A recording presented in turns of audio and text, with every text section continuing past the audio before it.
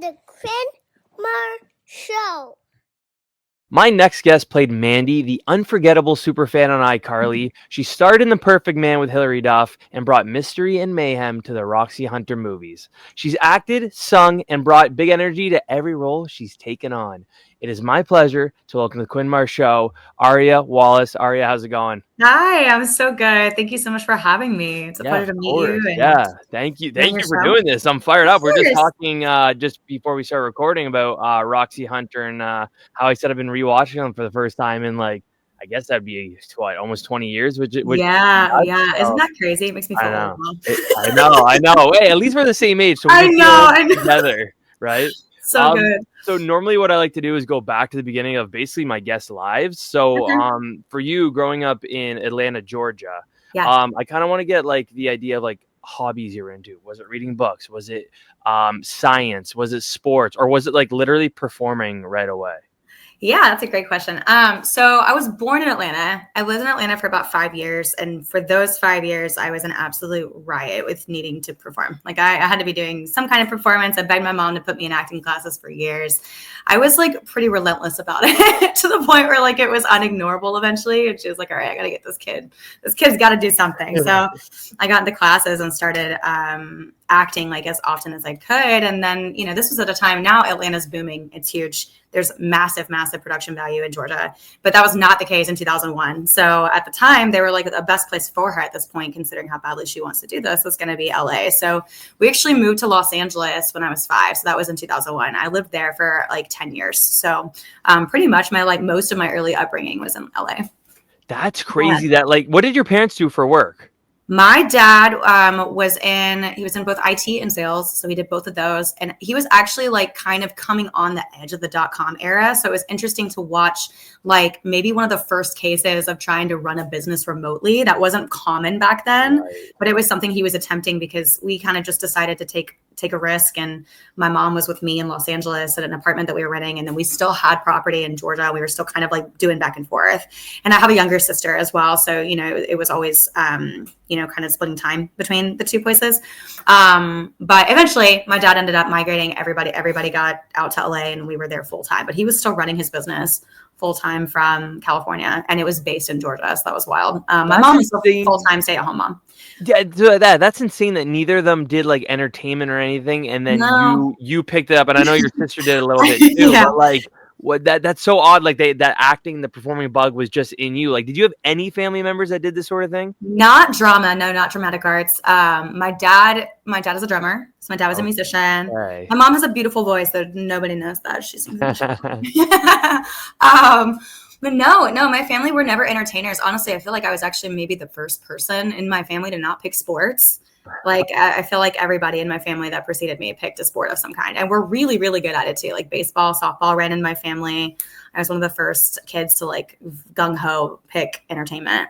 But I'm grateful, I was very supported, and I was a ham, so I always had to be putting on some kind of show, whether it was memorizing lines and putting on scenes from movies that I love, like The Parent Trap and stuff like that, or whether it was making songs and singing music to family and Christmas parties and birthday parties and stuff. You were the entertainer. I made myself unignorable to the point where guys, are we gonna do something about this or not? Well, that's nuts that your mom had so much trust and just she knew that you could do something with it when you were 5 and goes, yep, no problem, let's go, we'll pack up and move to LA. It's actually kind of surreal to me, to be honest. That's not normal. All the time. I'm wow. Honestly, and I don't have kids, but if I think about it now, if I were to look at my 5-year-old and be I think you could be a professional actor right now. That seems crazy, doesn't it? Yeah. I mean, the good thing is though, she was right. Her intuition was and I loved it. I loved it so much, and I think that was really what it was just seeing how much your kid really, really, truly loves something, and if they're willing to put in the work into it because they love it, then it might be worth every risk that you take, and I loved it so much. I still love it, so it's kind of been this thing over the course of my life that's guided me, that it's just been such a pivotal part of who I am. And I think that was the part that my parents trusted. But yeah, to answer your question about hobbies, I had a plethora of different hobbies. And I say this all the time, actually, that I think it's one of the things that in the industry kept me really grounded. Because like, as you know, and I'm sure, especially talking to so many child actors and people that have been in the industry in your show, it's a tough world. It's a very tough industry. It's a tough career. And it can really it can drown people for sure. And I did not experience that. I had such a fantastic upbringing, and my parents always made sure to involve me in a bunch of different extracurricular activities. So I was in piano lessons. So I played piano as a competitive classical pianist, actually. So I did that as well as acting. And that was like something that I would be doing that wasn't dramatic arts when I was at home. We were homeschooled because we had to be, but she kept us in these my mom and dad kind of kept us in these co-op activities that would make us go meet other students and maybe kind of do some schoolwork with other students, maybe go do some sports and like field days and stuff like that. So we felt very well-rounded as kids, which I thought was really important and might be kind of like a missing key component. And when parents in the entertainment industry can go wrong, and can't be all you do. It can't be your whole life. So, right. Yeah. So then when you guys went to LA, you and your mom, was she kind of like your agent manager type thing at the beginning or and then transformed into somebody else taking over, or was she not doing that at all? No. So I had representation in Atlanta before Nice. we left. I was with Joy Purvis, Hotshot Kids. She's now J Purvis Talent Agency. And she had a relationship with their sister agency in Los Angeles, which was Osbrink Talent. So Cindy Osbrink became my agent eventually, but it was through working with Joy Purvis. And I actually was a part of this acting school kind of collaborative of sorts called John Robert Powers. And I did a bunch of like scout type of things where I would model, I'd put on a monologue or performances and stuff like that. And there were a bunch of agents and managers that would come watch people from all over the nation that would just scout talent. And so that's how I got to meet Osbrink and ultimately got connected to Los Angeles. So when I went out there, I had some connections, which is great. You are always on some level your own your own networker, your own representation. You are a business at the end of the day. So I think it probably started there, but it wasn't too far into it until I started working with official representation. So Right, yeah, because you look at like some child actors like Macaulay Culkin, for example. Yeah. His dad ran his stuff the entire time while he was doing Home Alone, Richie Rich, and all those movies, right? And look how that turned out. So yeah, I mean, my mom was really, really involved, I would say, and I'm Mhm. also grateful for that too. That's another thing. Like when people ask me, why do you think you came out okay and the industry didn't destroy you? Like I had very hands-on parents. So even though she might not have been running every element of the business side of things or, working all that out, she was absolutely very much on set every single day, involved in every decision that was made. She was very much a part of it all, if that makes sense. Right. Yeah, and it seemed like she had her hands on the right way. Yeah, right in the right areas, which makes sense. Absolutely, yeah. Especially when you look at show or like that doc that came out. I don't know. I can't believe I'm blanking on the name. Wow. The one about about Dan Schneider and Nickelodeon. Quiet on Set, right? Yeah, So if you look at like things like that stuff unfortunately happened. So it's nice that you had your mom that was on set with you the entire time. Yeah, no, exactly. And people they ask me about that documentary pretty frequently because obviously it aired a lot of stuff that has been going on for years. And I had a wonderful experience on the iCarly set. Like when it's one of those things where I can look back on it and be so grateful for the time that I had because it was just an absolute blast. Now, that being said, I wasn't really on set for any longer than a week at a time. You know what I mean? Like one episode is typically filmed from in 8 days. Right. So, and I did 2 episodes. So that's a total of it's give or take 16 to 20 days with any kind of reshoots that we might have had to do on set. So it's not really enough significant time to have actually been affected, I think, by what was going on with Dan. But breaks my heart in every single way because I did get to experience the other actors and, get to know them pretty well. And it really hurts that is the kind of experience that they had. But yeah, like I said, my mom was so, even if I had been on set longer, I feel like my mom was so eyes peeled, so involved in everything that was going on that I don't think she would have allowed that to happen, if that makes sense. And that's it's not shaming the parents in any way, but it's just saying maybe they weren't as hands-on as they could have been, and that could have led to whatever went down. So But I'm no, grateful true. she made sure that I was taken care of, that I was watched over, and so on and so forth.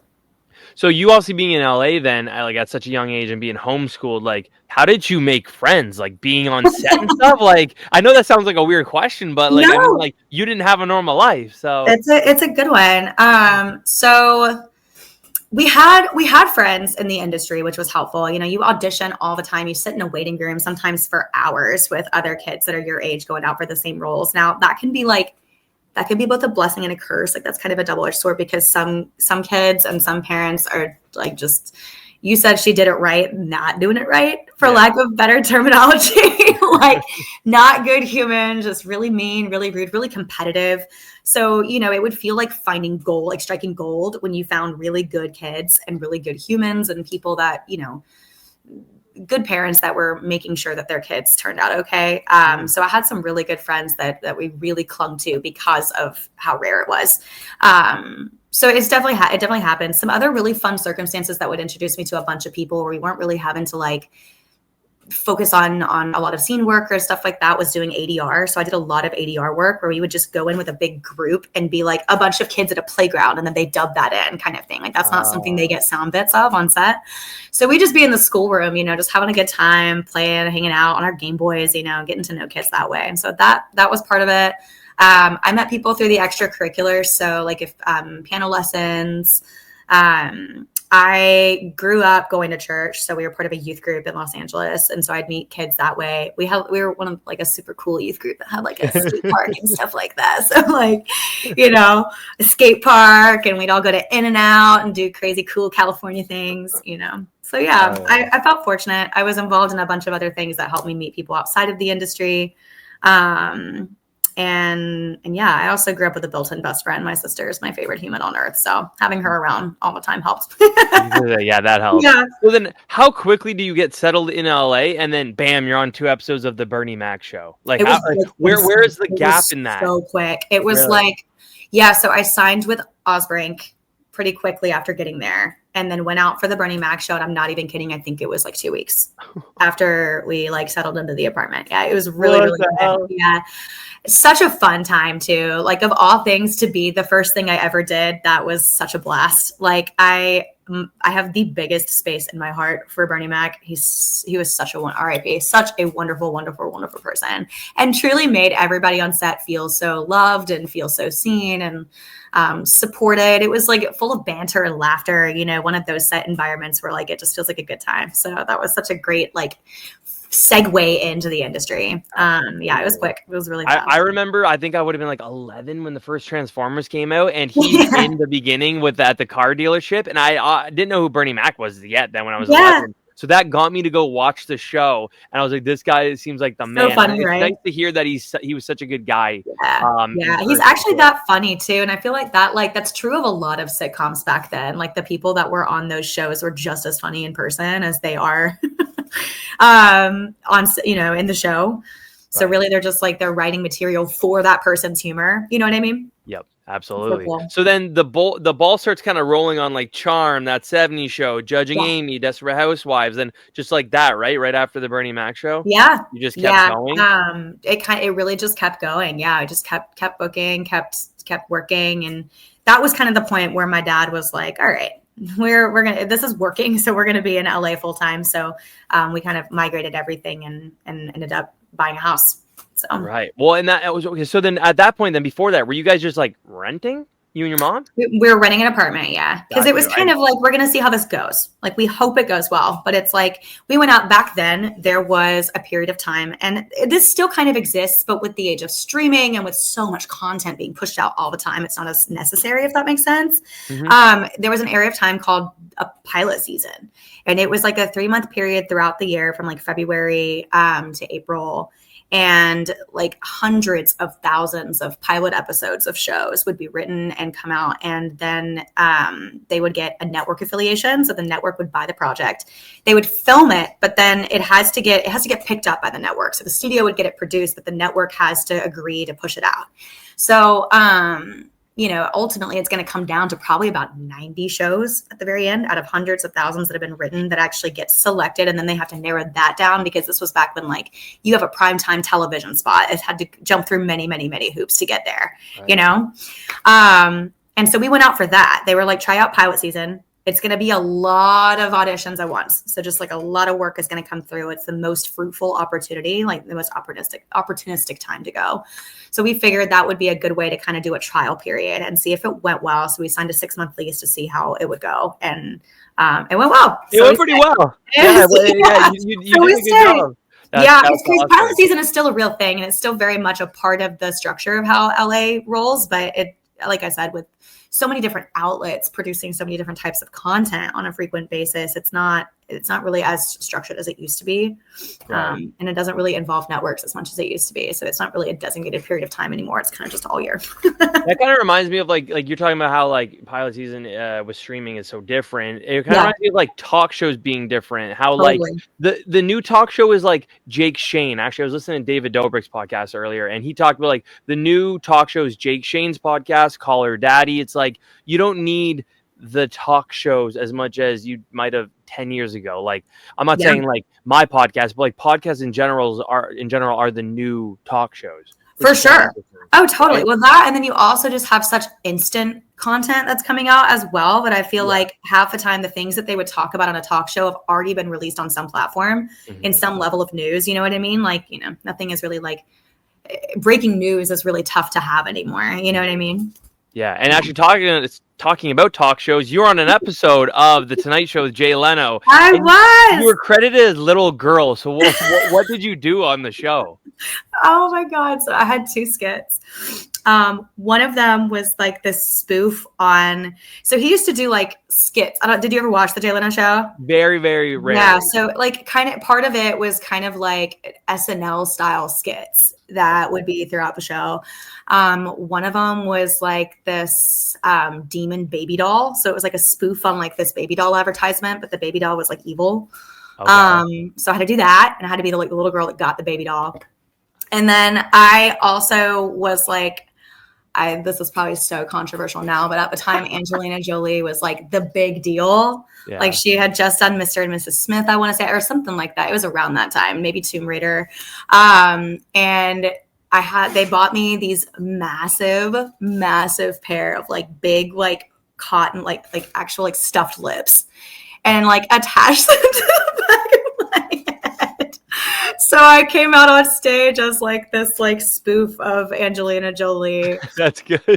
So yeah, little girl was kind of all encompassing of both of those skits. And I think they had like me and a bunch of other kids doing something at one point. But that was so wild. Such a crazy experience. Jay Leno came to set every day with a different car. Like he's known to have a really massive car collection. He's like an airplane hangar full of them. But every day he'd park in his spot with a different car, and they're all classics. So cool. He'd like skateboard through the hallways. I was like, who is this guy? So amazing. Hey, when you got your name up on the sign, you can do whatever you want. Right? Exactly. He's so great. He was so much fun though. Such a good day. Such a cute. Yeah.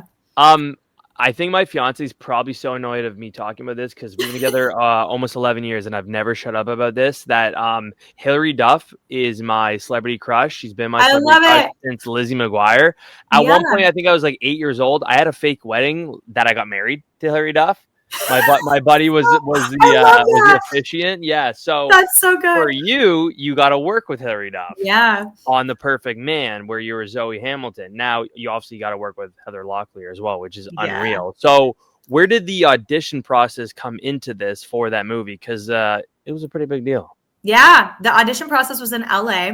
It was at Universal Studios. Nice. And I actually had 3 auditions. I'm glad you asked this, because this is cool to talk about. I don't know how often this happens, but it was so cool to get to experience.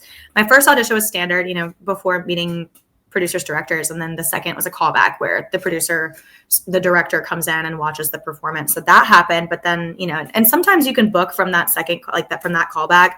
Sometimes it's like they have a series of other callbacks after that. They want to try different things or bring another crew of people in. With television, a lot of times it'll involve the network or like the studio, and they'll get like a bunch of people in. But this one, they wanted to isolate just me and just Hilary and do a chemistry read, which was so cool. So after the callback, and obviously like I'm with you, like Hilary Duff was my idol. I loved her so much.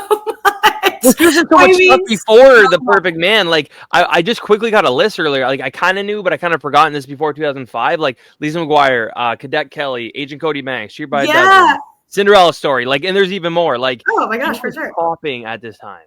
Totally. Street by the Dozen. So many things. Oh my gosh. I loved her. I loved her so much. I used to buy things from like her clothing lines. I had every movie on DVD. I loved Lizzie McGuire. I loved her so much. So like the idea of getting to work with her at all was completely unbelievable and incredibly exciting. And the last thing I expected them to do though was to be like, hey, we loved your callback. Will you come in and read with Hilary? I think I probably cried. That seemed kind of early. Obviously, I don't know, but doesn't that seem kind of early in the process to be doing a read with the main part? They wanted to get a feel for the chemistry because we're playing sisters, right? So they wanted to kind of see how we work together and if it did well, if we just meshed, you know what I mean? Because it plays siblings, which I know they'll do in certain circumstances, but it felt so cool. I'll never forget how nervous I was walking through those doors to like meet Hilary Duff for the first time. You're like what, like 10, 8? 7. I was 7 years old. Yeah.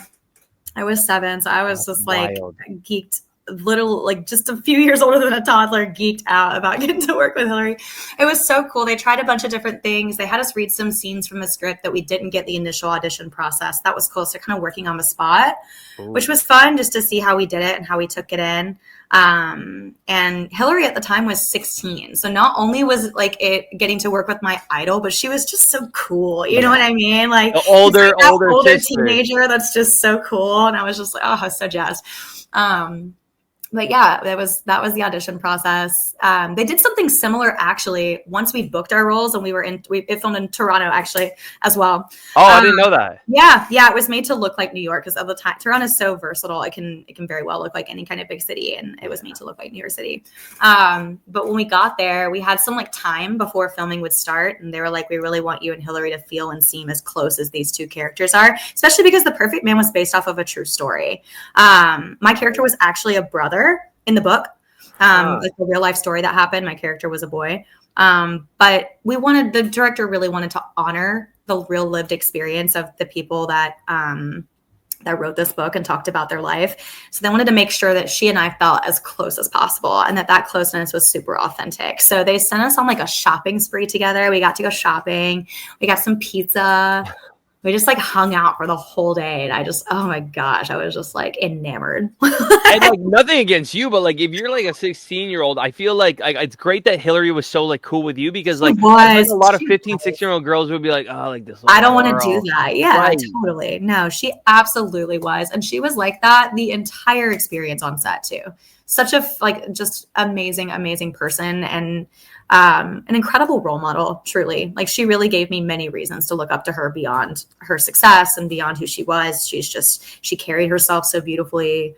I really enjoyed getting to watch her like behavior on set, how she worked with the director. I learned a lot from watching how she worked with the director, how she brought different things to her scenes. It was just cool. It was a really cool experience, and she really made sure she took me under her wing, and I was kind of her little protege. Was there a lot of time where you'd get to sit and like actually ask her questions just about like anything, acting, life, just yeah. And I try to tread lightly, you know, like I like very high key, did not want to come across as like the biggest fangirl ever. Fair. You know, but like, you're also 7. Actually, of course I am, but like I think my mom helped with that too. It's like don't overcrowd her, you know, like don't nag her, but like treat her like any kind of normal person and ask her these questions, and it's probably going to feel more authentic. So yeah, we'd be in hair and makeup together, and I get to talk to her and ask her questions. And there's a lot of like off time on set where we would just kind of be in between scenes or doing turnarounds and stuff, and she and I would chit chat about it. We would run lines together and kind of like keep each other in check. Yeah, it was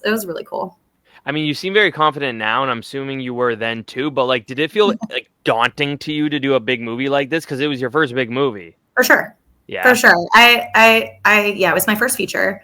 So there's a lot of excitement, a lot of pressure because, you know, this is like the first really big deal project that I had. So really wanted to make sure that I did it right, that I brought my best work. But yeah, it was good. It was really, really good. And I was grateful. And I think the nerves probably started to settle once I got on set and got to work with such a stellar team from the very beginning.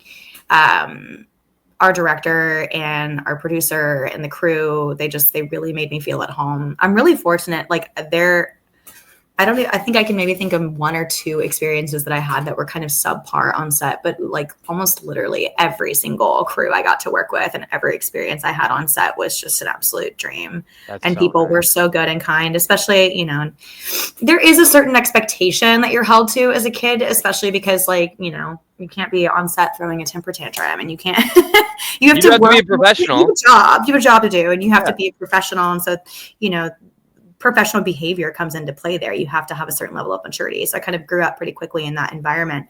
But at the same time, a lot of working professionals that are adults in the industry, if they're working with kids on set, they do have a certain sense of like, this is still a kid at the end of the day. And like, I need to treat them as such and hold really nice space for them and give them a good experience that they can look back on and, you know, say shaped them. Right. Yeah. And you mentioned about like basically having fun on set, because if it's not a good time, that's gonna be the longest movie of your life, right? Totally. Shooting, right? And like again, it leaves a bad taste in your mouth, even as a 7-year-old.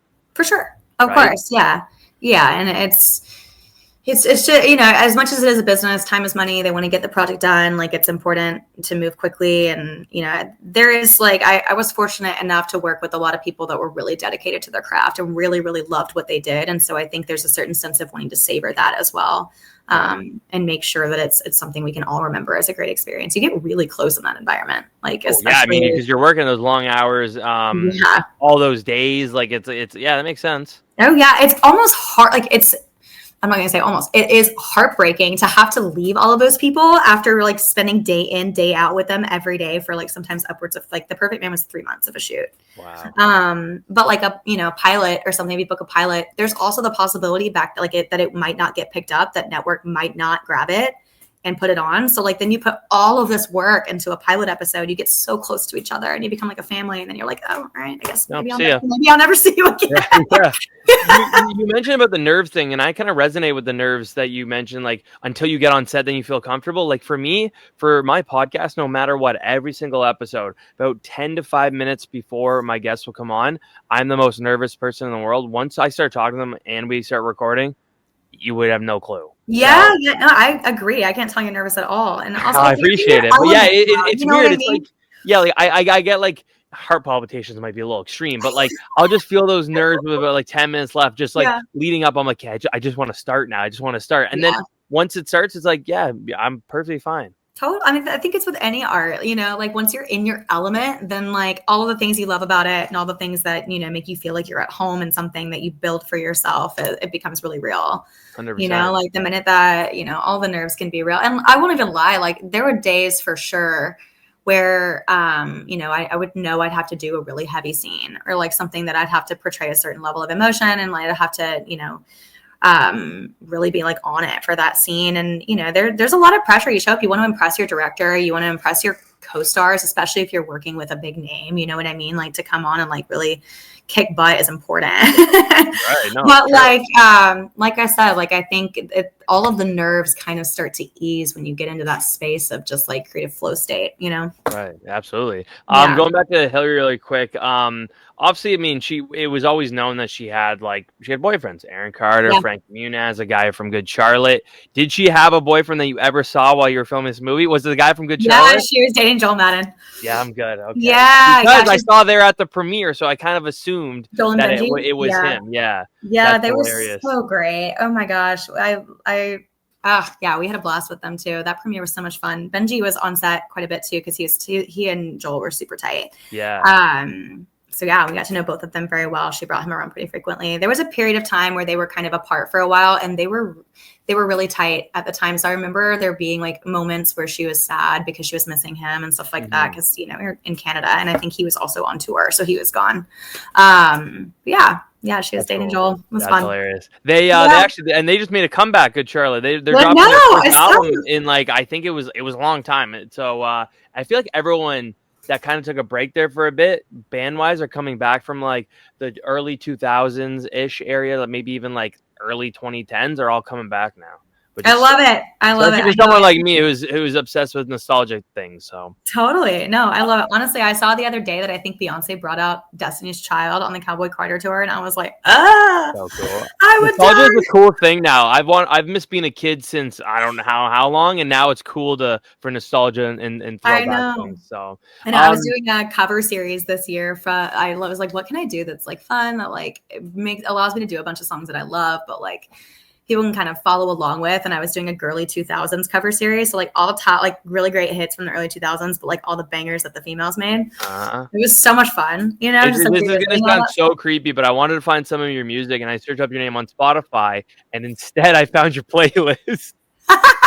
Which I mean, those are cool too. You're welcome to listen to those. Yeah, I found a 2000s girl. I think it was 2000s girly pop music. I think is what like you girly called it. 2000s. Yeah. I made a playlist so I can kind of sift through them and see what I want to make out of it. Exactly. Yeah, I'm working on a project right now. My band's gonna be called Aria Summer and the Mangoverse. So keep an eye out. But getting in the studio this fall. So I'll have some stuff that's released and available for streaming hopefully within the next year or so when I can release the EP and the full record. But that's why it's not on streaming platforms at the moment. Okay. Yeah, I definitely want to get into your music. So Appreciate it. So you do The Perfect Man. Does this kind of gain traction for you to be put in a position more people are seeing you to get something like Roxy Hunter where you're the star? Let's see. I know that was a really weird, wordy question. No, not at all. So The Perfect Man happened. It was successful. It was a lot of fun, and kind of kept auditioning after that. I'm pretty sure I did Desperate Housewives actually after that. So I was 8 when I did Desperate Housewives. And then I was 9 when I did Roxy, and I'll never forget. My agent actually knew the writer really well, and the 2 writers actually, and they had brought this project to her and we're like, this is what we're working on. This is that we kind of have this imagination of it being like a modern day Nancy Drew. We want the lead character to kind of grow up with the character, so grow up with the role, so you get to watch her like, kind of like that. And there was not like a shadow of a doubt in her mind. She was like, I have her. I have your girl. Like, I have Roxy. And they were like, okay, well, would you mind like bringing her in? Maybe she can read some stuff from the scripts. We want to meet her, kind of get a feel for like if she's the right fit for the role. We trust you, but we want to see it for ourselves. So they brought me in, and I remember later, he didn't tell me this right away, but later, I want to say it was at the wrap party or something after we'd filmed it. One of the writers came up to me and was like, when you walked in, it was like watching this character that we'd built for years and breathed life into, like quite literally walk through the doors. That's like so you cool. Were Roxy is part of what it was. Like I loved the character. I loved the concept. I loved the shows, but I was an incredibly precocious, sassy teenager. And I was even more so as a preteen. So like, I very much kind of like, I was super adventurous, and I just had that kind of energy. And so I think when I went in, it was kind of like an informal audition, if you will. But yeah, I think having that experience and that background definitely helped facilitate that, because I'd kind of proved my value a little bit working on The Perfect Man and some of the projects preceding Roxy. So my agent trusted me to be able to take on a role like that and know that I could probably handle it and do it well. But also I felt really honored that like I was the first person on her roster to cross her mind and be like, I've got her. I've got the girl. It's even cool when they said like when they see you, they see Roxy Hunter, which makes that even more special. To get to watch your character come to life. Like I've done some screenwriting and stuff like that over the course of time, and like I can't imagine what it would be like to like get super tight to a character like that, and then like get to the casting process, which I haven't gotten there with projects yet, but to get to that part of the process and watch somebody kind of like make it come alive. Right. That's gotta be so cool. As a little side note, I mentioned how Hilary Duff, obviously a real person, was someone I had a biggest crush on when I was a kid. Now, the only other person I did really was a character, and that was Roxy Hunter. I remember having the biggest crush on Roxy Hunter. I felt like we were the same, not knowing, but I was like, oh, I think we're around the same age. The same age? I love that. Yeah. That makes me so happy to hear, because obviously Roxy had such like a, young girl demographic, like that we marketed to young girls for sure. Yeah. But to like know that young boys also got a lot out of the series and enjoyed it, that makes my heart happy. Yeah, I wanted Roxy Hunter to be my girlfriend. I love it. She's a now little bit too in love with Max to want anybody else, though. Well, that's true. Now that was depressing, almost as depressing as Lizzie McGuire never being my girlfriend. Aw. So obviously we talked about like the pressure and everything on something like The Perfect Man. Was that amplified when you're the star on Roxy Hunter? Oh, yeah, big time. you really felt that, eh? Big time. Yeah, big time. But again, like I think having the support of that crew really, really helped. And also with my castmates, like I will die on this hill. Canada is home to some of the most incredible, not only actors, but crew. Like the people on every crew that I worked with in Canada were just fabulous, like so phenomenal, so warm, so enjoyable to be around, so excited about their work. Like the set designers were so pumped to do Horrific Halloween and like make the house turn into a massive like horror show. It was so fun to watch. But yeah, I think that kind of helped ease the pressure a little bit. It's like, yes, there's pressure. Yes, this is my first like lead role. Yes, I'm on set all day, every day. And it's long hours and it's a lot of work and stuff. But at the end of the day, we're doing something really fun. And I think because the content was so exciting and enjoyable, it kind of kept that magic alive, that allowed us to feel how fun it was, as opposed to feeling like this is like, oh my gosh, right, am I going to get this right? Work, right? Yeah. And we were talking about this before we started recording, that where you filmed it was Port Perry, which Yeah. is literally 20 minutes from my house. I love that. And like, I don't think I ever knew it was Port Perry when I was watching it, but I always remember, I can't remember if it was Family Channel or YTV that I had watched it on, but I remember it feeling Canadian. Yeah. Which makes sense because I had been to Port Perry in my life. So maybe that I had like that in the back of my brain, but I remember it feeling Canadian at the time. Yeah, that makes sense. And we were just talking about it, like how much you loved Port Perry too. So much. My family too raved about Port Perry for like the longest time, even after we left working there. It was so great. It's just the cutest little town. It really also felt, and this was really cool. Serenity Falls was the town in Roxy Hunter, and like in those like older Nickelodeon and Disney movies, like the small town vibe has to be so real, and it has to feel as like community based as it should, and it has to have that quaint feeling too, like small coffee shops and like one hardware store type of vibe. It's like Gilmore Girls, you know what I mean? Like that kind of thing. And so like reading the script and falling in love with Serenity Falls as they wrote it, and then getting to go to a place like Port Perry, which quite literally has that feeling too, just like ignited all of this inspiration, I think, to make Myth of the Mermaid and Horrific Halloween feel as realistic as possible. 100%.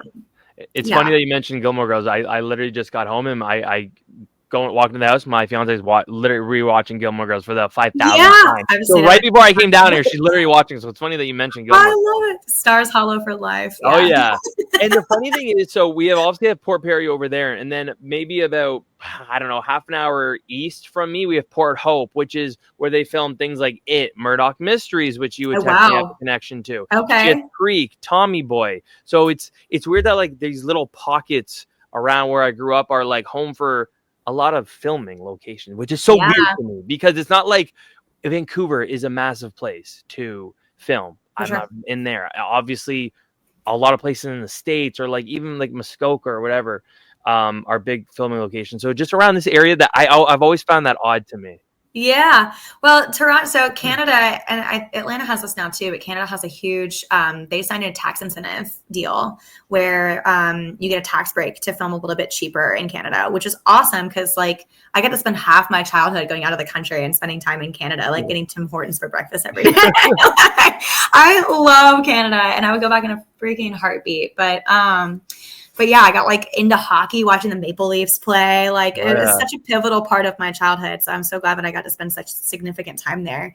But yeah, I was telling you, we also filmed so when we weren't filming the town, Serenity Falls, we had the house that was the house, the Mystery of the Moody Ghost, Moody Mansion, was a property called Ballyholla. And it was owned actually by the Toronto Zoo. So it was technically on that land, and we got the permits and the rights to work there. But it was just as spooky as it's portrayed. Like it looks and feels exactly that way. And there was so much beautiful land. I was fortunate to get to film there too during fall. So we'd get all this foliage and just like gorgeous, experiencing Canada at its finest, So yeah, I loved my time there. And you also got to work with a pretty cool guy. Was it Demetrius?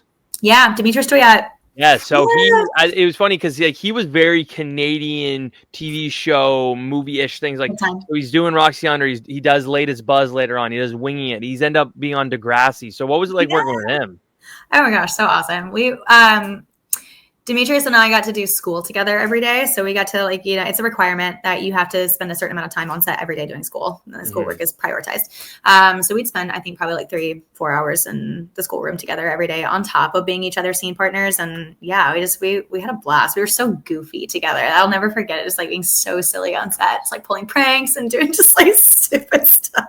That's the best. And it's nice having someone around your age too. Yeah, no, exactly. Yeah, I just remember being so impressed by him too. And it was cool because like I spent that part of my childhood and my career, I was spending a lot of time around like A-list kids in the States. You know what I mean? So you get used to a certain circle of like kids that are doing really well on Nickelodeon right now and doing well in Disney. And you're kind of you're on the same red carpets and doing the same interviews and kind of doing the same production circuit or PR circuits.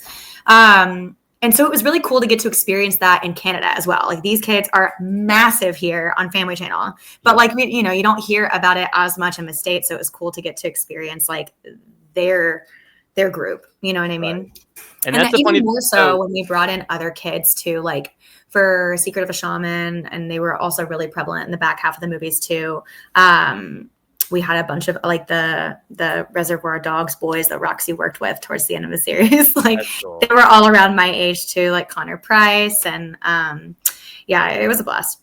Yeah, that's sweet. The funny thing about being in Canada versus in the States, like what I was consuming, like I wasn't watching Disney Channel, I was watching Family Channel. I wasn't watching Nickelodeon, I was watching YTV. So it's just kind of weird like how that works here versus in the States. Like they would filter the Disney Channel shows onto Family Channel, and then same thing with YTV. So it's always funny how that works. And then like Cartoon Network, I was watching Teletoon. Yeah, I remember Teletoon. Yeah, so it's just so strange the way that whole industry works. You're just talking. Actually, I was looking at this earlier. The filming, like when the movie's released. So obviously, the first one comes out in October 2007, and then I read that the last 3 were in 2008. And I mentioned you this earlier. I literally went to ChatGPT. I was like, tell me the exact dates of this, because that doesn't make any sense. So the sequel's February 2008. The third one's July 2008. And the last one's October 2008. So how did this whole filming go? Because in 1 year, you release 4 movies, which is insane. So we filmed two at a time simultaneously. So Moody Ghost and Secret of a Shaman were both filmed at the same time. And then the same with Myth of the Mermaid and Horrific Halloween.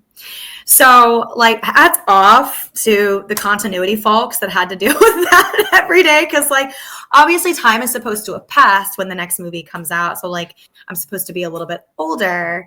And we're supposed to be aging and certain things aren't supposed to be there. So with the wardrobe team having to make sure that like pieces that were in the movie that comes after this one weren't in the first one, like certain things can't change, like hair color and like things about your appearance. I was telling you before we started this, it was actually really wild because the time periods that we chose to film these movies too would somehow always fall like around like fall and winter in Canada. So we got this massive snowstorm. I think they said it was the biggest snowstorm Toronto had seen or Ontario had seen in 60 years. And it was in one night and it was overnight.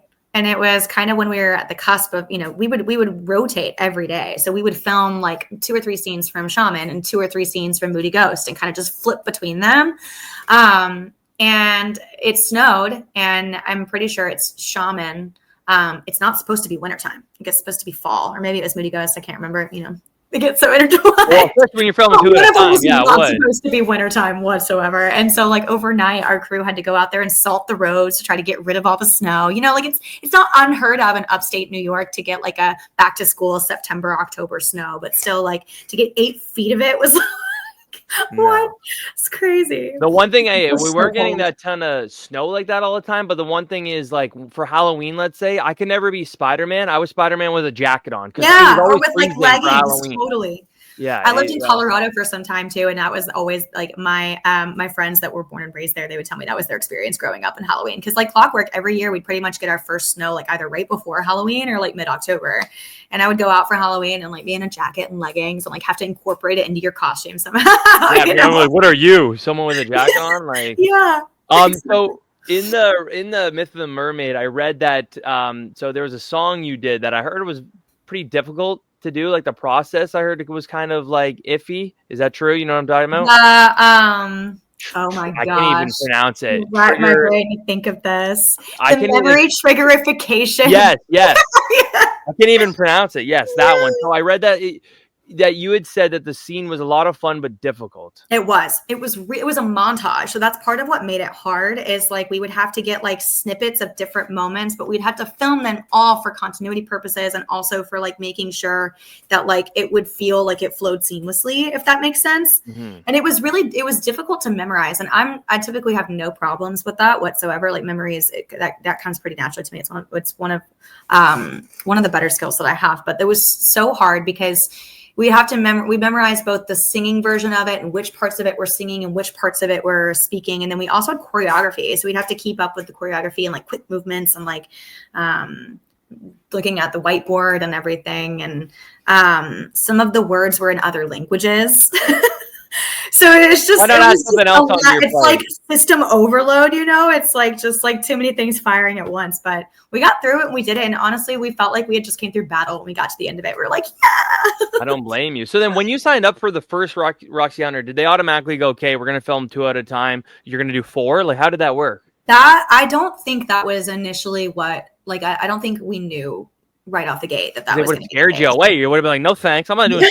Oh no, are you kidding? I would have played Roxy Hunter no matter what. What a dream. But like, yeah, I definitely don't think we knew instantly. I think that was kind of after, because they started pre-production, and then that kind of brought in all the planning. And then when I was introduced to the project, Nickelodeon wasn't 100% on board yet. Like they hadn't actually fully brought Nickelodeon in yet. So like Dolphin Entertainment, the production company that was like backing Roxy, they ended up like, I got to watch the process of like all the meetings happen that like solidified things with Nick. So that was so cool. You know what I mean? To watch this like baby really get like all the love it deserved and become something big, and to get backed by Nickelodeon is huge. And so the process kind of unfolded from there. And I think during that pre-production process is when it was decided to make the simultaneous thing happen. I think it probably had to do with both budget and also I think just like time limitations, you know what I mean? Like there were also other projects that people had to be a part of, and they were kind of locked down, and they might've had a specific crew they wanted that had to eventually migrate to another set, you know what I mean? So something like that. We made it work. Right. So then after Horrific Halloween, did they just say, okay, no more, that's it, we're done now? Or did they think about doing more of them? The initial plan was definitely to do more. So it was one of the biggest heartbreaks of my life, I would say, thus far, to like have to say goodbye to Roxy and for it not to continue. I don't really remember exactly what the reasoning was behind why it didn't continue, or behind why Horrific Halloween was the last one. Honestly, I think even Horrific Halloween didn't quite have as much recognition in the States. Like it was big in Canada, and Family Channel still showed it, but I don't think it had as many viewers or as much recognition here. So, and it was my favorite. So, it was definitely even worse. It was hard. It was really, really hard. And I think there was a part of me for a long time that held on to like a hope for maybe like it would come back, or maybe we would eventually get it figured out. We would just like show that a bunch of time had passed, there's always that like hope that it'll find its way back, but it never did. And at this point in time, I just kind of get to be grateful for this little piece of magic that happened in such a short span of time, and be happy that it existed for what it was. My petition is to bring back Roxy Hunter. Yeah, I'd sign it. There's so much you could do with it, with you being the age you are now. I know. We could do like, I could honestly, and I still do when I audition, I could still play a teenager. So we could probably still like, I don't know, maybe Roxy's in college or something now. I definitely play college easy. Right. So. I get the same thing. Like normally I don't actually even grow facial hair. I'm trying to see if I can actually grow something. But normally when I don't have it, I still get ID'd for scratch tickets. Yeah. I don't think people would think I'm in high school, but I definitely don't think people don't think I'm 29. So I get the same thing. Like, normally I look younger. Yeah. It's an advantage as an actor too, though, because you have longevity if you think about it like that. Like the longer you can play younger, then the longer you can continue to, like, as you age, you can continue to play this diversity and longevity for sure. Jason I Earl think from like Hannah maybe Montana. Roxy's like a detective or something now, like actually out on the field. Yeah. And she actually got what she wanted. Maybe she's a journalist or reporter. Gosh, it would be so cool. There's If so that much they ever could do. happened, it would be a genuine dream come true. So cool. Now, someone who is nothing like Roxy Hunter was Mandy from iCarly, the super fan. Now, I remember thinking, like, I don't know if I even registered in my brain that like Roxy Hunter and Mandy were the same person playing them. I just probably wasn't paying much attention being a kid, but like they're so different. So one, how did you land the role of Mandy? And what was a Nickelodeon audition? I know that obviously Roxy Hunter was part of that too, but like, was it different? Yeah, it was very different. So iCarly had actually just began. It was the first season. And so I'm pretty sure I was like maybe 10 or 12 episodes into it or something like that. So it was like they were filming the first season and it had not released yet. It was this big new show that Nickelodeon was doing. And I honestly want to say there were probably at least over 100, maybe 120 people auditioned for this role. It was huge. It was one of the biggest turnouts for an audition I've ever seen, so big that they had it at Nickelodeon Studios. So like we were in the waiting room of Nick Studios, which is huge. It can host a ton of people. But yeah, so how I landed it, this is so fun. I got the breakdown. And so when you get a breakdown for the audition, it typically just gives you like a brief description of the character and then kind of like an overview of the episode. So you get an understanding of what's going on. So I got the breakdown of the episode and we're like, iCarly's biggest fan comes on the show. She's wacky, she's weird, she turns into be a nightmare for the whole crew, like this whole thing. And so then the only like portion that they really gave me for the character, I think Dan might have done this intentionally because I think he wanted to see what somebody could do with little. It was just like, she's wacky, she's weird, she's iCarly's biggest fan. That's it. Right. So I was like, okay, all right. My juices are moving a little bit. The wheels are turning. What am I going to do? So I went to Walmart and I bought a white t-shirt, like just plain white t-shirt. And I bought paint pens and I wrote, I heart iCarly on this t-shirt. And then I wore my glasses. Like I interchange them, and it's often like a lot of people won't recognize me anymore. Or like during Roxy, especially, like that was a big like glasses can like it's the whole Clark Kent vibe, you know what I mean? Yeah, like, really, yeah. Change people. Yeah. And so yeah, I wear my glasses. I wore my retainer. I had these ugly retainers, and then I put my hair in a ponytail, and I conjured this like deep guttural voice from like the absolute like the throes of my chest. Like I don't know where, to this day I still don't know where I conjure that from, like where it comes from, but it is absolutely my most inner weird. And I was like, they said wacky and weird, like I'm gonna go in there and I'm gonna be wacky and weird, like that's what they want. So I was like, I'm gonna be crazy. So I did. I went in there and I did the deep voice and the weird laugh and like the quacks or whatever. And Dan Schneider was like on the floor, like in tears laughing. It was so fun to get that kind of reaction. But I was like, oh, hell yeah, I did it right. Did you come up with the quack thing yourself? No, the quack was written in, but Okay. the voice was not. And I don't know if it would have had as much of an effect without that like deep, like raspy tone. It was like almost borderline terrifying, So yeah, I got to build that one from the ground up. Honestly, a lot of the like weirdness that made Mandy wasn't scripted. It was just like me being strange, like just coming up with some weird stuff to do. And I was gonna ask you that because obviously, like they're gonna like later on when they script it, I feel like you'd get more information about Mandy versus what you did at the beginning. But like then while you're filming it, were you still adding your own stuff? Yeah, yeah, and that's part of why I say my iCarly experience was so beautiful. Is like it was one of the only sets where like you didn't have to be as 100% by the book on script every single day. Like for the most part, you would be, but he would give us creative leeway.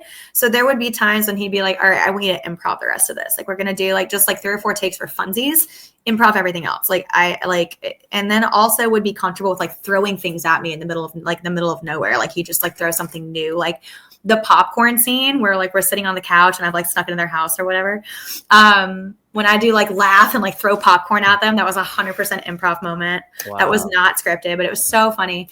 But he did that with a lot of the characters. Like one of my favorite things to watch in my career was watching Jerry Trainer work. He played Spencer. And then of course in my day, Crazy Steve on Drake and Josh. Yes. So getting to meet him was awesome. He's another one of those that was just as incredible in person as he was on set. And also just as funny as he was as the character in person. But he would do like 20 to 25. They would have to do like 20 to 25 different takes of every scene because he would give them something different every single time. Like no two takes ever looked alike. And it was always something new, something funny. Like they were almost terrified that if they didn't do more takes, they wouldn't catch something. Well, so it was so cool to watch. But yeah, they gave us a lot of creative freedom.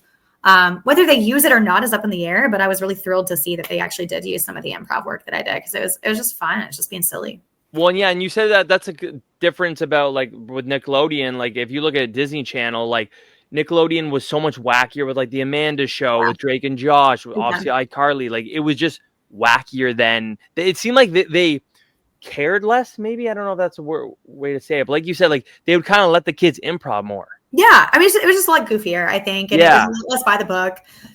I feel really proud to be a Nick kid. I feel glad that it was Nickelodeon that I ended up working with. Obviously I auditioned for plenty of Disney stuff. And I did some, like ADR with Disney and I did a few things, but Nickelodeon, most kids, it was kind of either one round or the other.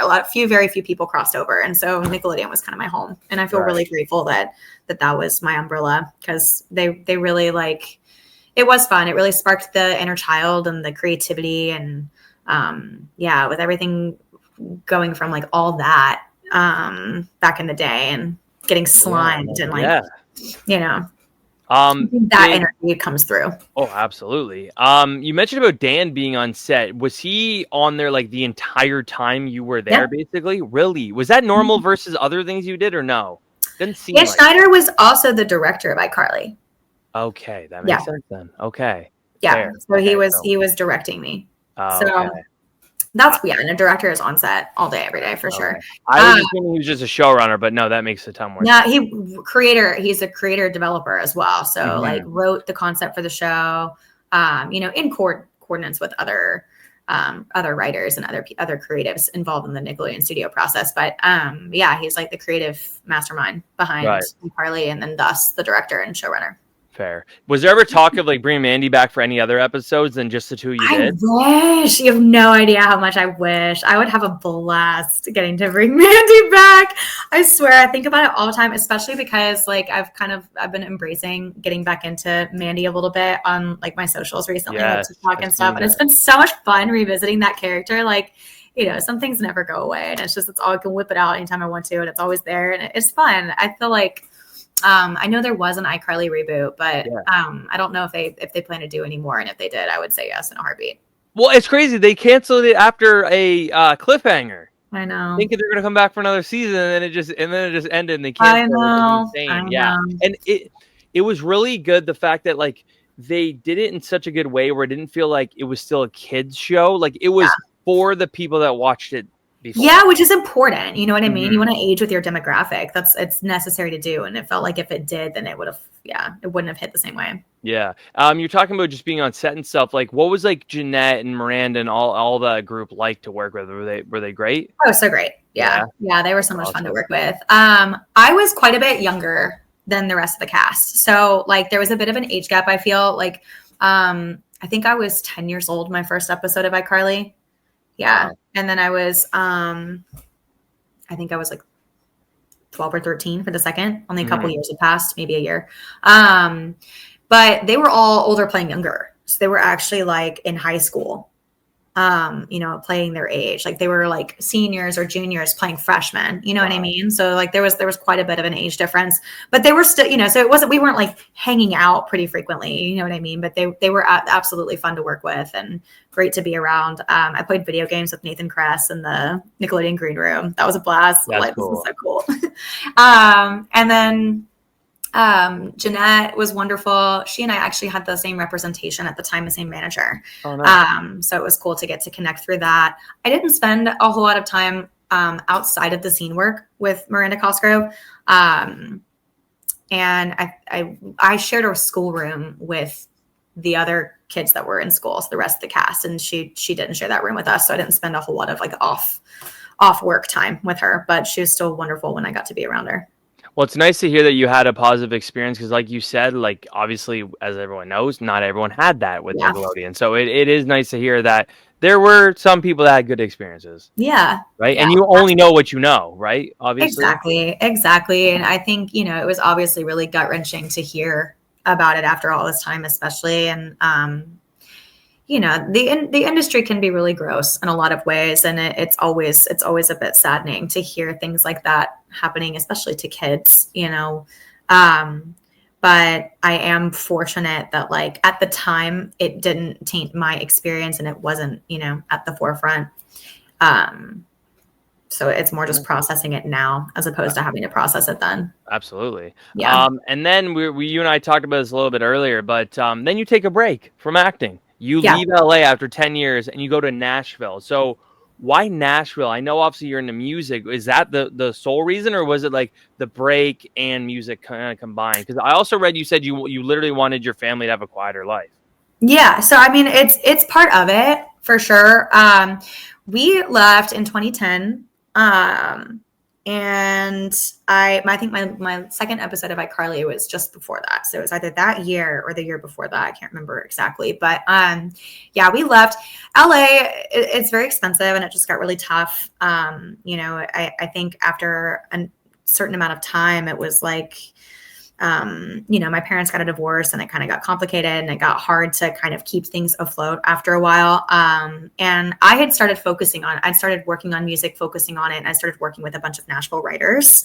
And so the idea of Nashville kind of came into play through that when I was co-writing with big writers from Nashville and making music. And I'd started working on music simultaneously actually during the Roxy movies because there were songs that were attached to the DVDs and music videos that followed suit. So I got involved in that. I was in the studio when I was like 9, writing music with LA writers, and then continued down that path and was kind of doing my music project on the side with acting, and got connected to those Nashville writers and got to go visit Nashville for the first time. And we fell in love. Like Nashville is such an awesome town.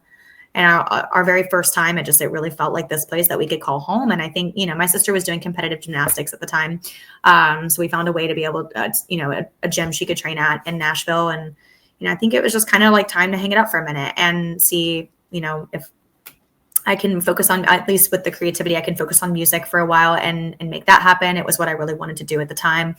And, just getting to go back home to the Southeast as well too. Like we're from Atlanta and we spent quite a few summers going back and visiting family and stuff that was never not a part of our life. But, getting to go back and be within driving distance from most family was really nice. And, I think something that we were craving after 10 years in LA. Yeah, that's what I was going to say. So after a decade in LA, when you go to Nashville, was that like a culture shock at all? Or no, not really? Yeah, for sure. Yeah. For sure. I mean, like I said, we spent time going back to Atlanta. So, it wasn't like we'd never seen a difference like that. We went back pretty frequently, but, LA is so vastly different from the Southeast, So I think getting here and just kind of like settling into, like you said, like I said, that quieter lifestyle, that was probably the biggest culture shock, was things just like slowing down quite a bit. You know what I mean? Like everything in the Southeast is slower. So it just kind of like LA is so fast paced and it's so like here now agenda based. And so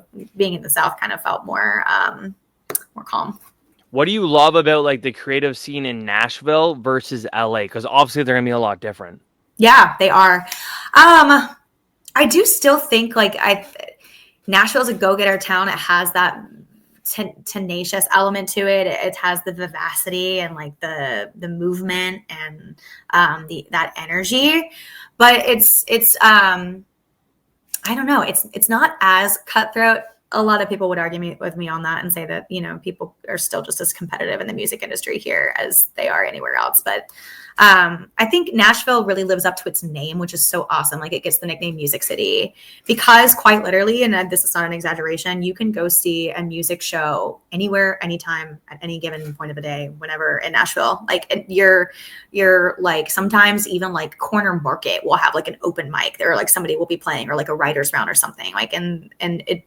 Every bar is a venue, it's very embedded into the town.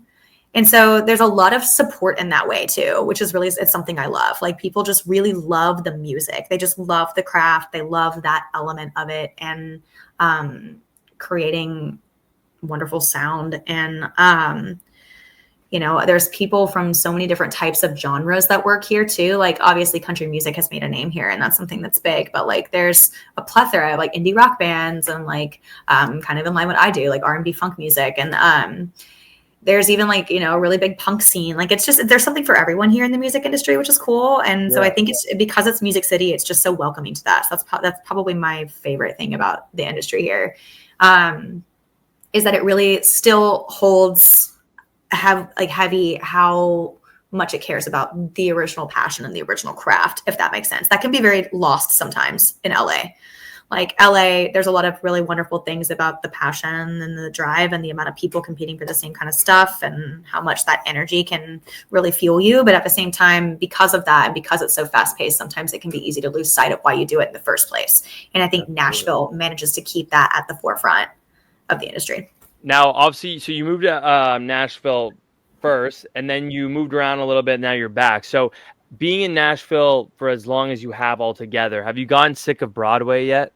Oh my God, yeah. Oh, you have? Yeah, because being you, like, you probably be like, oh, like tourists, that kind of thing, right? Well, yeah. And I feel like anywhere that you live is going to have that, like, that touristy area, right? Yeah. Like in Los Angeles, it was like, all right, we're going to go look at the Hollywood Star again. And we're going to go see, like, the Walk of Fame again. And, like, all of this stuff. And it's like anytime people, like, family would come in town, they'd never seen LA. There's, like, obviously the things you have to go do that you've seen a million times because you live there.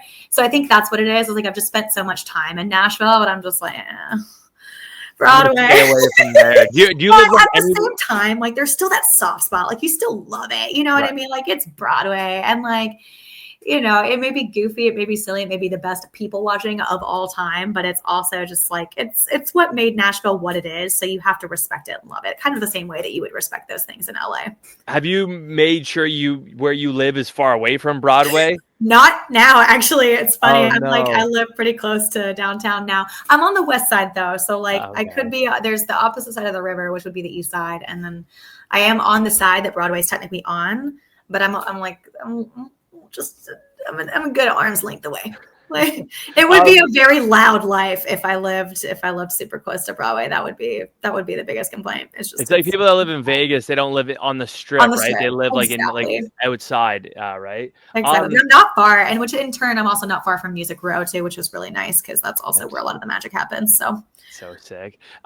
So then the gap between Nashville and Nashville, what happened there? Because there's a bit of a gap. I know obviously they're still performing in there. So can you kind of fill in the gaps for me? Of course. So I left Nashville the first time. I think I was 19.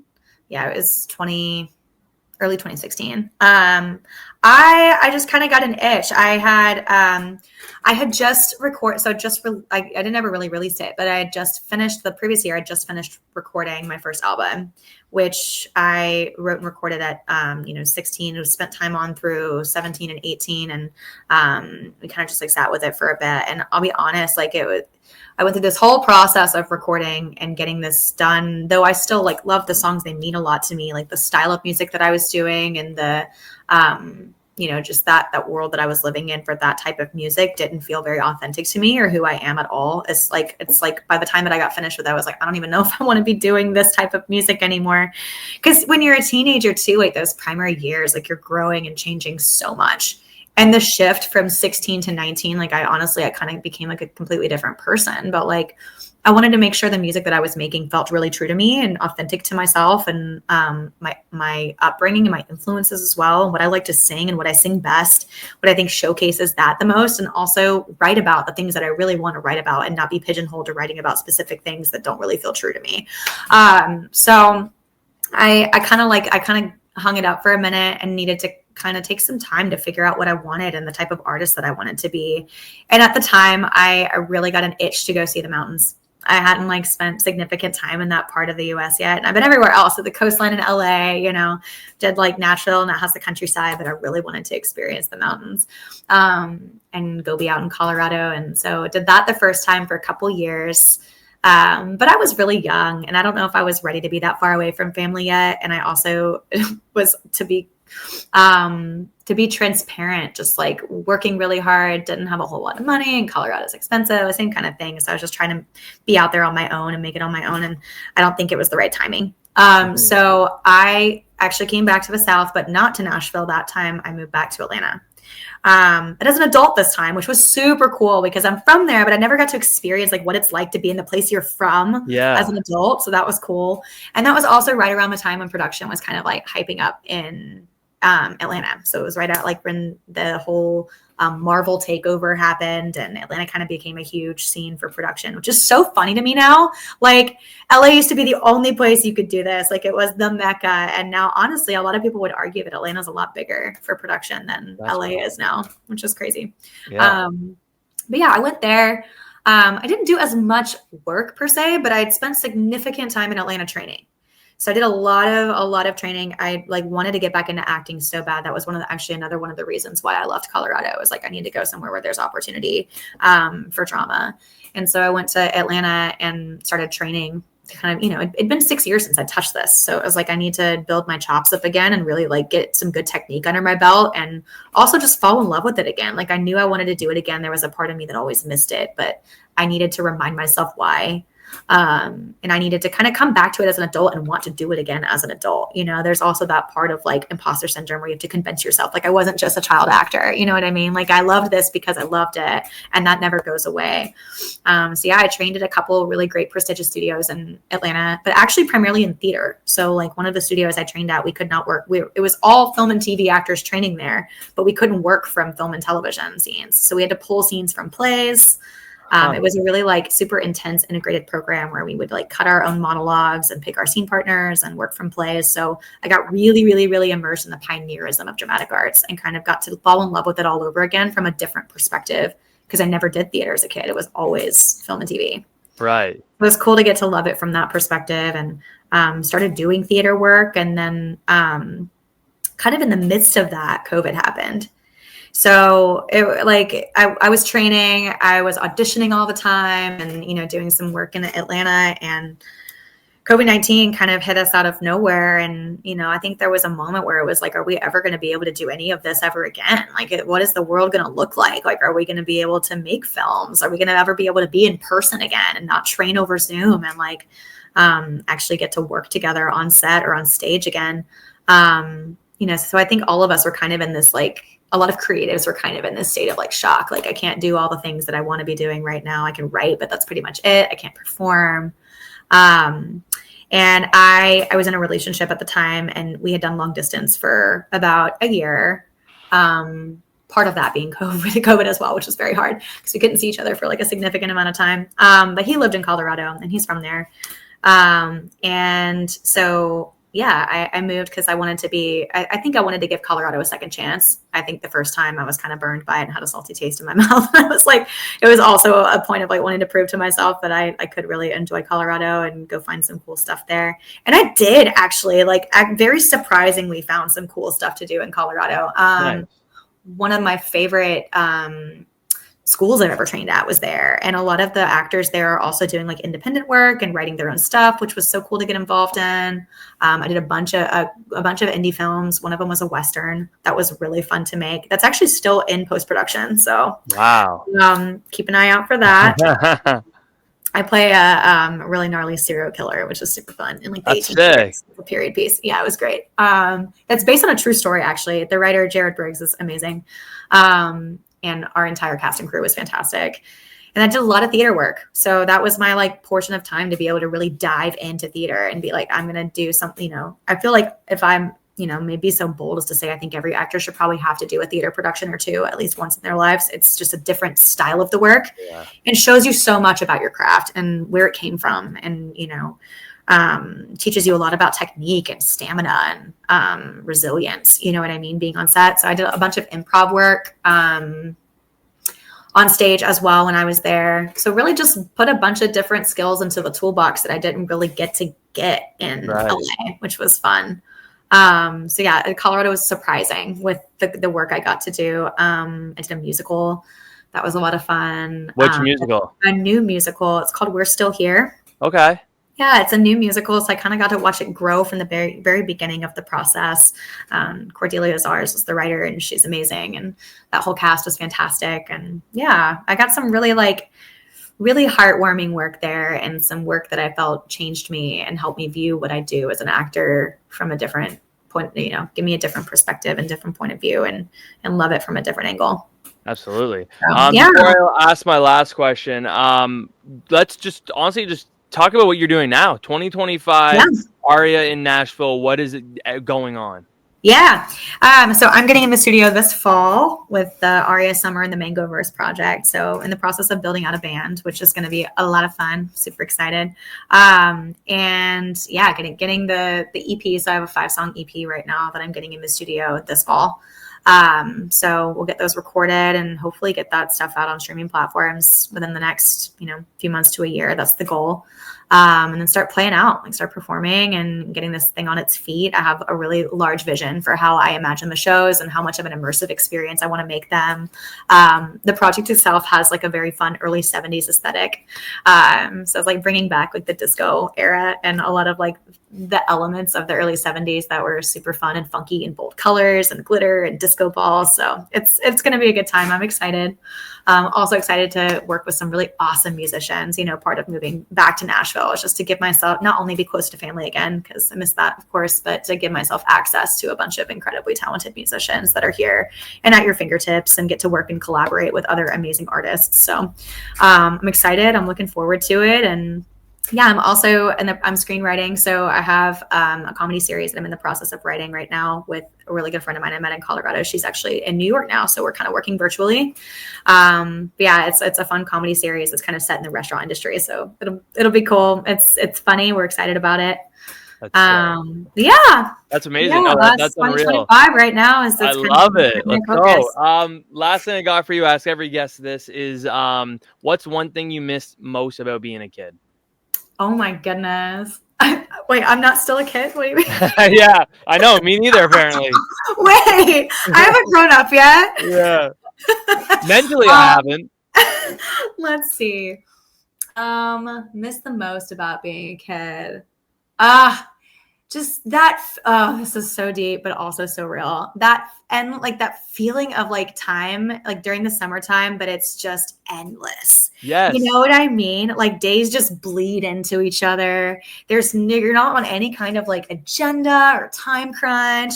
Like you're just watching the next Disney Channel movie with like your Tamagotchi next to you and like a tub of ice cream and maybe a Capri Sun and some pizza rolls. And like you have no idea what the next 3 hours hold for you. Maybe you'll like go to the park with your homies and maybe you'll go to a pool. Like who knows? But like it's just like that, like, wow, I am so free to do anything that I want right now. Like that feeling. That's such a perfect answer, because literally the other day I was driving home from work and I stopped at the grocery store and I saw a bunch of kids like grabbing like bags of chips and snacks or whatever, and then driving away on their bikes. And I remember like me and my buddies would literally go out at like 9 a.m. on our bikes. We wouldn't come back till like 7 p.m. Totally. To eat dinner. It's like we would just, again, that's the time thing. Who cares? We got 3 months to do this. It doesn't matter. For sure. Like it also, like I feel like it didn't matter where you went either. Like we go to the mall and just like waste 3 hours. Like we just walk around and just be kids and be stupid and like do stupid stuff. And, like, yeah, that's such a good answer, because I literally had that feeling the other day that when I saw those kids riding their bikes, I'm like,